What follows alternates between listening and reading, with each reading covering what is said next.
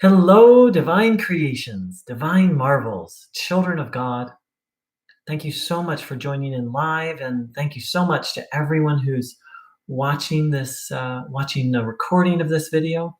First of all, to my live audience, I'd like to apologize. I set this for a certain time, and a call came in that I've been trying to for over a month. So I decided to follow that call. So, and thank you to everyone who is patient, and thank you to everyone who is not patient. So, this is based on the authentic teachings of Christ, and um, as clarified by the absolute greatest Christian of all time, Bruno Groening. And by Christian, I mean someone who followed and lived the teachings of Christ. And one of the things Bruno Groening said is, don't get angry at people when they do wrong or do you wrong. Get grateful. They're basically teaching you what not to do. So that was my joke of thank you to everyone who was patient as I was late today, but also thank you to everyone who was impatient. Because it's a reminder to me that being impatient really doesn't work. It's fundamentally a lack of trust in God. And anything other than faith and trust in God just doesn't work. So thanks for the patience. Thanks for the impatience.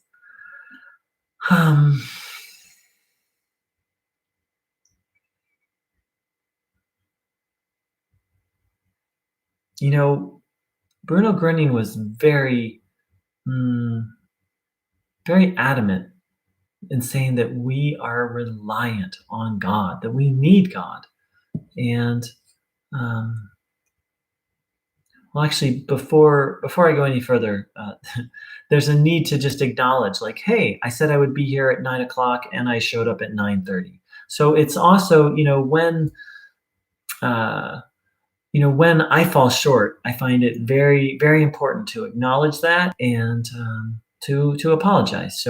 So yes, I was making a little bit of a joke and trying to make a teaching out of it, but I also feel the deep need to apologize and acknowledge, like, hey, I said I would be here at this time, and I didn't, and to let people know why. As I said, it's a phone call, an international phone call that I've been trying to orchestrate for over a month, and so I decided to follow that. And for any stress or discomfort that caused anyone, I do extend an apology.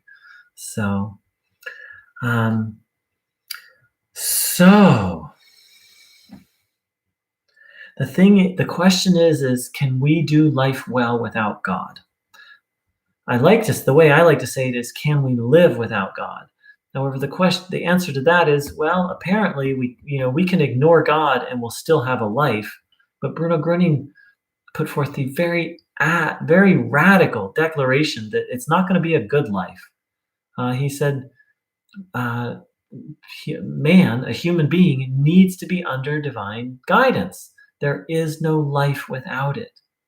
And he made a few other declarations that without a connection to God, without following God, we're not actually living. And this may sound radical, and some ways I like to think of it is, a fish is designed to live in water. Now, if you put it in a thing of Coca-Cola, it can probably still live. There's probably enough oxygen and whatever it normally gets from the water to survive, but will it really be thriving? Will it really be full of life and living the way it was designed to live? Obviously, no. I would say it's the same thing with us as human beings. We're literally designed to be connected, to be taking in this divine energy, to feel the presence of God as we go through our day. And without that, we're just kind of like getting by. Yes, we're biologically alive. My own experience is that when I'm connected to God, life is vibrant and alive. And when I'm not, sure, it can be exciting. Sure, there can be all sorts of positive things, but there's kind of this feeling of struggle. There's kind of this feeling of the word that comes is just like scraping by, like doing all these things to try and feel good and not really doing all these things to get things, but not really feeling satisfied. Certainly feeling stimulated and excited, but not feeling fulfilled.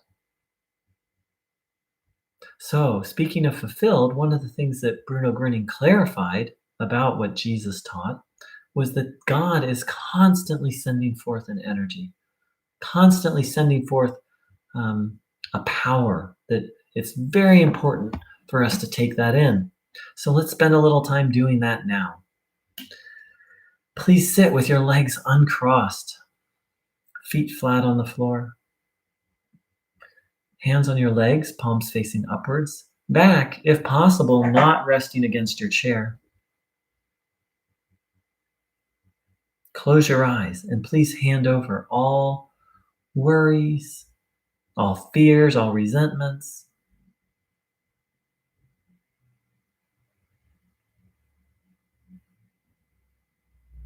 any life situations you feel stressed about.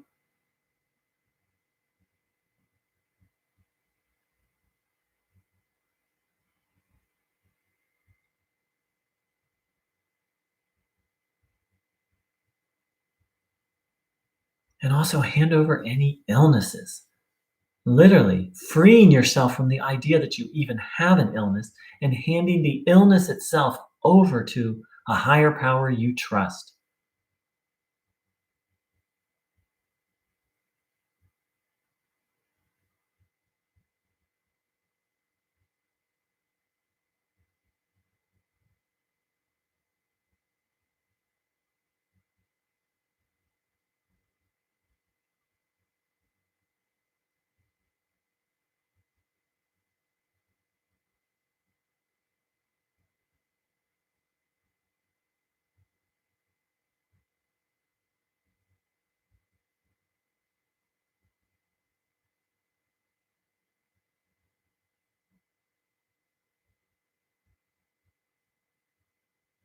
And then focus your entire attention on your healing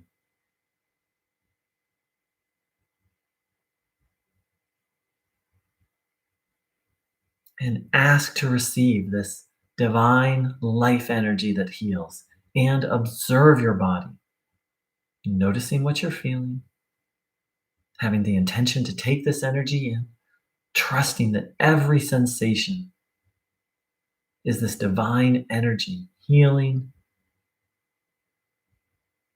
your body.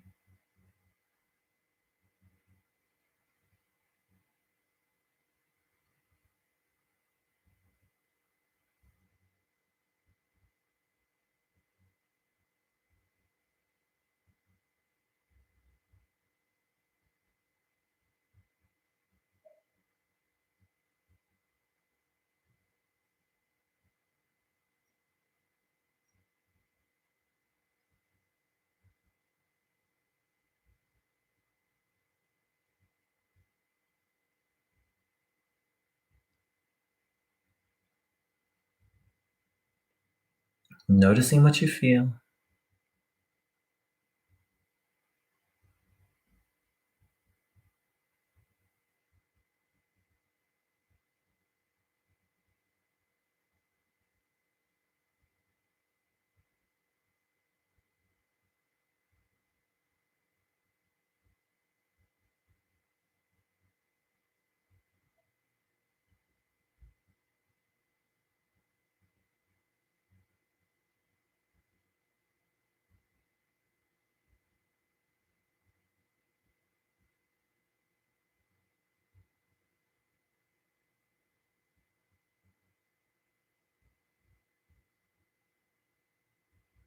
every sensation a step towards your recovery.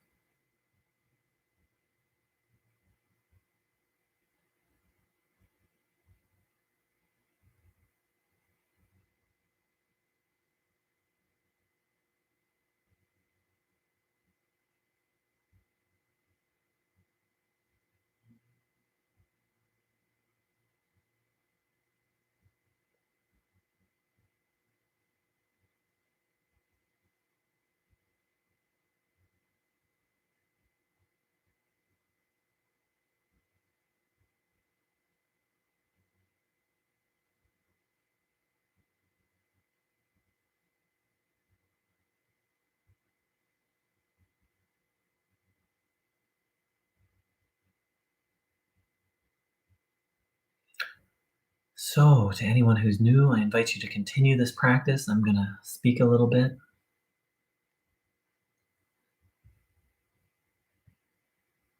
to continue to take this energy in.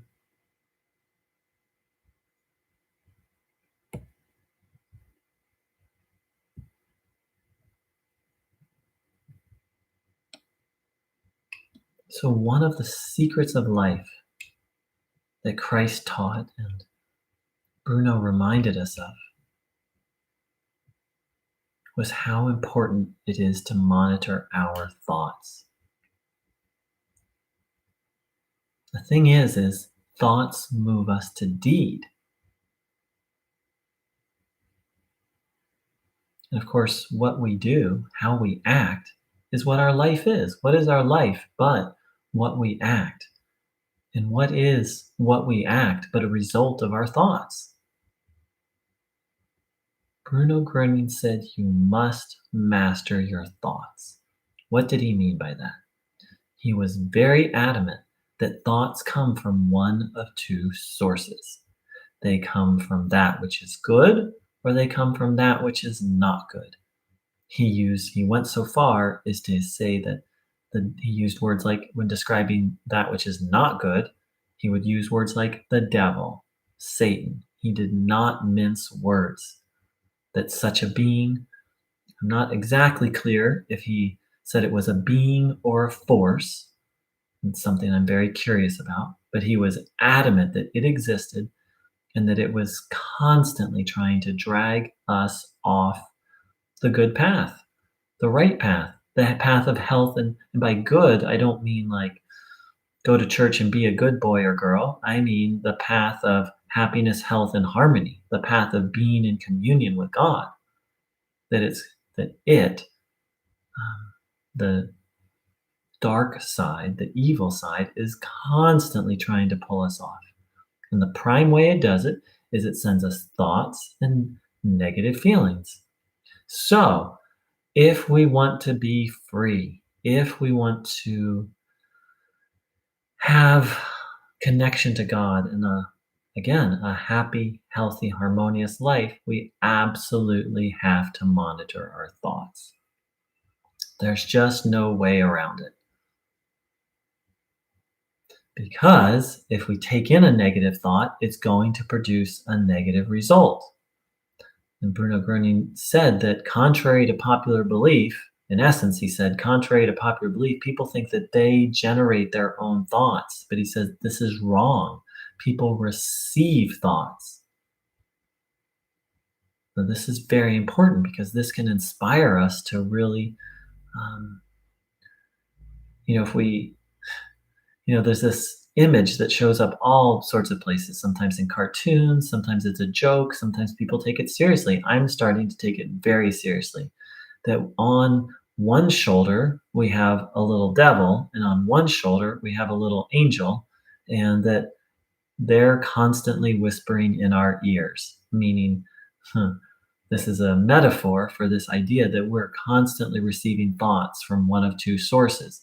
And recognizing this, recognizing what kind of thought it is, and then taking it in or firmly saying no, is one of the absolute keys to life. Through observing myself, what I've seen is one negative thought can ruin my day.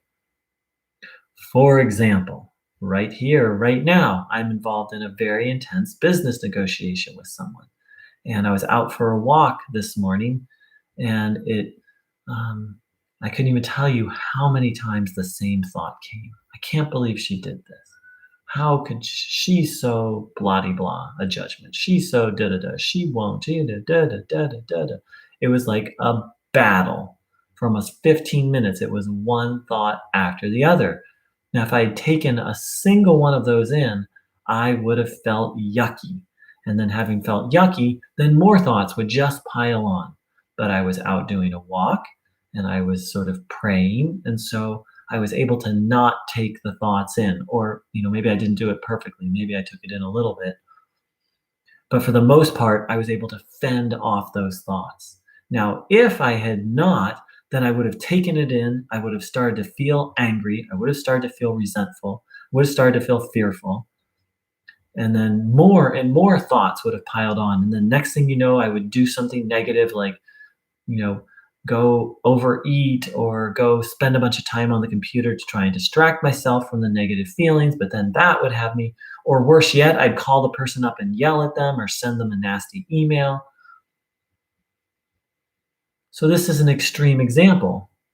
And if I doubt there's a single person on this planet who hasn't had a similar experience where just negative thoughts start coming, and if they take them in, then their day just gets ruined.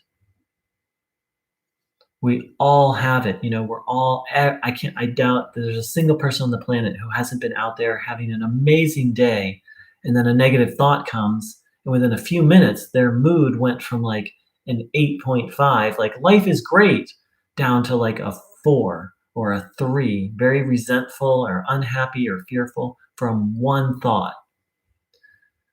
So this can be a little intimidating to recognize the power of thoughts, but it puts the power in our hands. It's not life that brings us down. It's our it's our lack of being vigilant with our thoughts and taking in untrue, stressful thoughts. Oh, so grateful to hear that. Rachel wrote, "You are speaking directly to my experience." That's because I'm just sharing my experience. It hit me one day. I was literally, the sun was out. I was out for a walk. I was walking past. There's some trees in my town I love. I was off to do something I was excited about, and this thought came. I don't remember the specific thought, but it was something like Janet. Her name's not Janet, but Janet hasn't called me back. And I wasn't paying attention. I took that thought in. And then another thought came. And I don't remember the exact thoughts, but this is almost what it was like. Well, she never returns my calls, which was a lie, but I wasn't paying attention, so I took that in. She's so selfish. That was the next thought I took in. And before you know it, within about 2 minutes, I was no longer seeing the beautiful sunny sky. My day, I was no longer enjoying the trees. I was angry and resentful, and it all happened in about a 2-minute period. And then I caught myself. And this is my best memory of it. This was a couple of years ago. And I said, "Oh my God, that's what Bruno was talking about. That thoughts are forces." And I was able to pull myself up, but it took a little work because all those thoughts had such a negative impact. I was resentful. My body was having a stress reaction.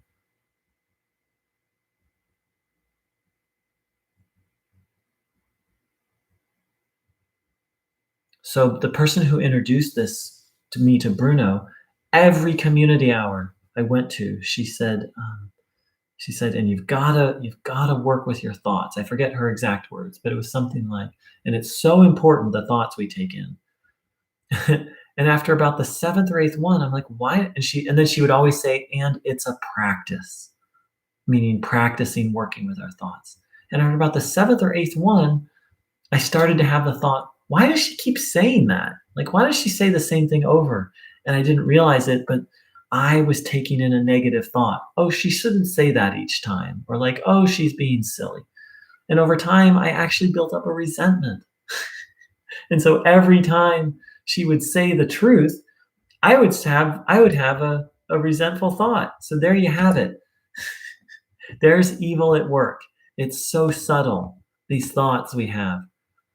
And Bruno Groening said that we must reflect on every thought and every word we speak and every deed. And she's right. It's a practice. We just start where we are and begin to reflect. And so now I'm almost thinking, wow, I think I need to say something like this at every meeting. She was right, because it's so important. Nothing will block us from the divine connection quicker than a negative thought taken in. So I have, so here we can see that thoughts can be subtle, like this resentment that slowly built up towards this person who was just telling the truth and just trying to help me, and whose advice actually is priceless. And then thoughts can just slam us. But the power is with us. If we stay full, if Bruno said, if you stay full of good energy, you can, here's a direct quote, calmly oppose evil. And then cultivate this mindfulness of like, is this the angel, or is this the little angel talking to me, or is this the little devil? With every thought, bringing every thought before our conscience, Bruno said, which Bruno said is where our soul is. And I'm paraphrasing here. He said, our conscience is our soul. I'll have to look it up. Something to the effect of our conscience is our soul. He said, where God lives in us. So let's take a little time taking in this good energy.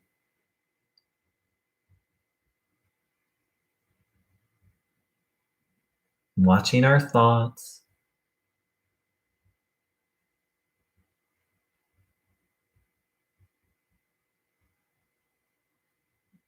Noticing what we're feeling.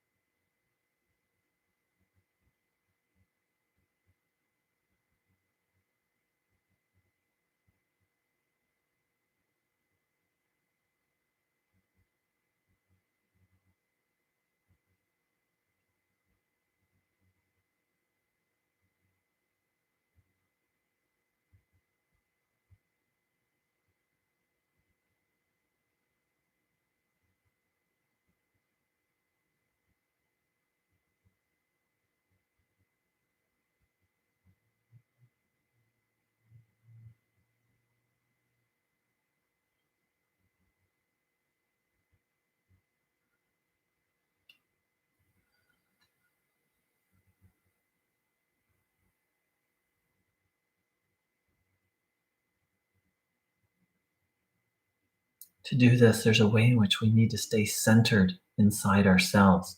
Another way to say it is we need to stay connected to God. This path, and really any spiritual path, calls for a certain level of presence.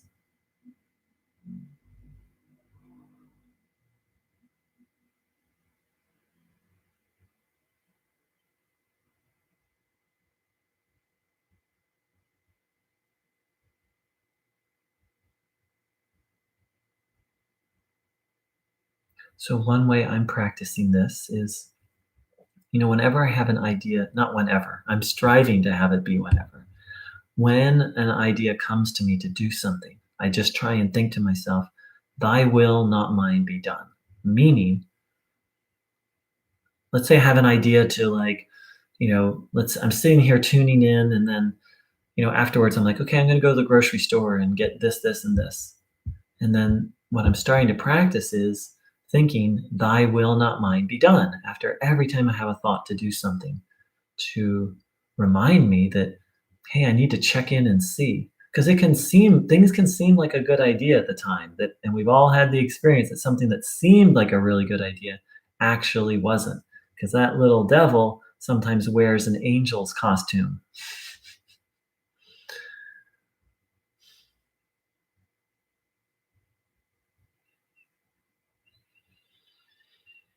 Hmm. So I'd like to thank everyone for joining in. I'm going to begin wrapping up. Once again, my apologies for starting late. When I set a time, I try to really keep it, and I do fall short, and um, sometimes life happens.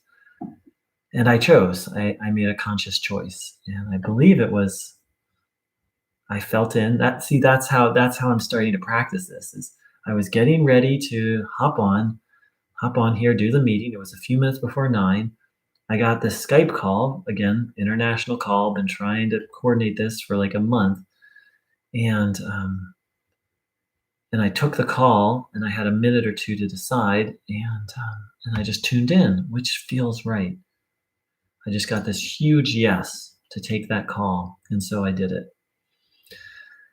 And if it, hopefully, that feeling I got when I checked in, hopefully that was the angel.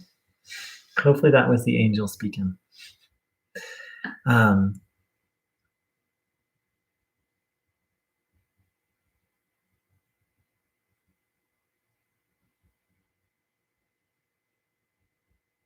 So Bruno Groening said to be connected to God, that is everything. And then the question is, well, how do we get that, or how do we keep it? Because most people, through prayer or through what we're doing here, tuning in or meditation, they're able to find it. But the question is how to keep it. And I believe what I've shared today is one of, if not the most important ways to keep the divine connection, to monitor our thoughts. Um, because it can seem radical, but Bruno Groening was very adamant. Not all thoughts are good, and some thoughts are straight up sent to us from evil, and evil does not have. And what does evil want? It wants us unhealthy, unhappy, and suffering. So there's a little vigilance that's needed, and it's a practice. So thank you so much to everyone for joining in. And I'm going to close this with a prayer. Beloved Maker, beloved Christ, our dear friend Bruno Groening, please help us to really reflect on and take seriously this idea that our connection to God is the most important thing in our lives. And please, to really reflect on this teaching of minding our thoughts. Please help us have the willingness to practice this every day. What I share here is not a quick fix. I don't know of a quick fix.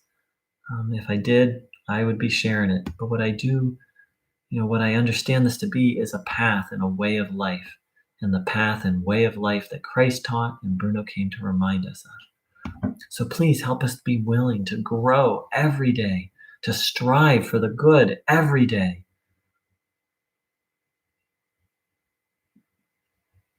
to check in to the best of our ability, to check in with every thought. Please guide us and help us how to do that, to deepen our devotion so that we can find freedom from all our troubles, not just for our sake, but so that we can help others find their freedom. Thank you, thank you, thank you. Thanks everyone for joining in. Take care. Much love.